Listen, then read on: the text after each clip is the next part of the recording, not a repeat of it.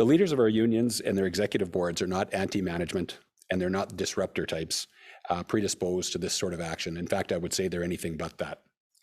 The steps they've taken should signal to all of you, as it did to me, that something out of the ordinary was going on here. We all realize that symbols are powerful and deeply meaningful. The thin blue line symbol has been around for a long, long time in police culture, and not just here in Calgary, but globally. To the members of the Calgary Police Service, the thin blue line symbolizes honor for the fallen, service to our community, and support for one another. One thing I've learned about the culture of CPS, and something that I would tell you that I take pride in, is that when it comes to our commitment to honor those that have been died serving Calgarians in the line of duty, our service is second to none. We've had 12 officers lose their lives in the line of duty going back to 1917. So we pause internally on the anniversary date of those deaths each year to remember those officers. What's more, family and colleagues often attend our facilities to reconnect and to remember. That was our commitment to those families, and therefore it's our duty. So you can get some sense of how important we take the honor the fallen aspect of the thin blue line symbol. With respect to service to the community, it has long been the hallmark of the Calgary Police Service, our community-based policing model here in Calgary. We love supporting our community. Our members came to the service to serve the community. They value the community deeply, and the community values them back. In terms of the supporting one another, I'm not sure if the importance of that aspect of it could ever be stronger than it is today. It's been a difficult time to be a police officer, and sometimes a thankless time.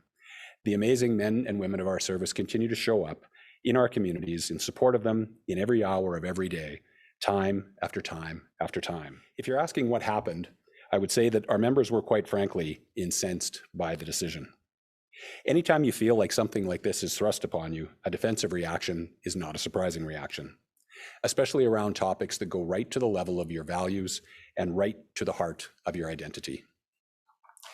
Add to that the difficulties our officers have faced in terms of staffing shortages, morale, COVID-19 enforcement, countless protests and demonstrations, and a return to normal patterns of crime and disorder around our city.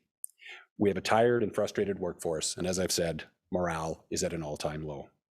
Removing patches from the uniforms is one thing, but completely vilifying the symbol and its meaning to our people, which has been communicated, is very much another.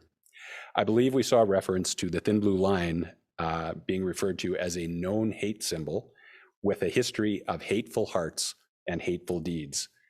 Those comments were incendiary. Our employees are very concerned about the current state of the important relationship that must exist between the Calgary Police Commission and our service. They feel that a number of issues have been raised but not acknowledged, and we have progressively moved down a road where goodwill has become in short supply.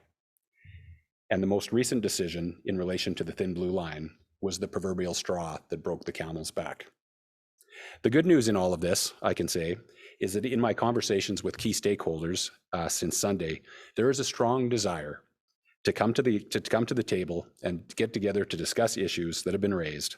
If we can do that, I believe that the patches will come off uniforms voluntarily.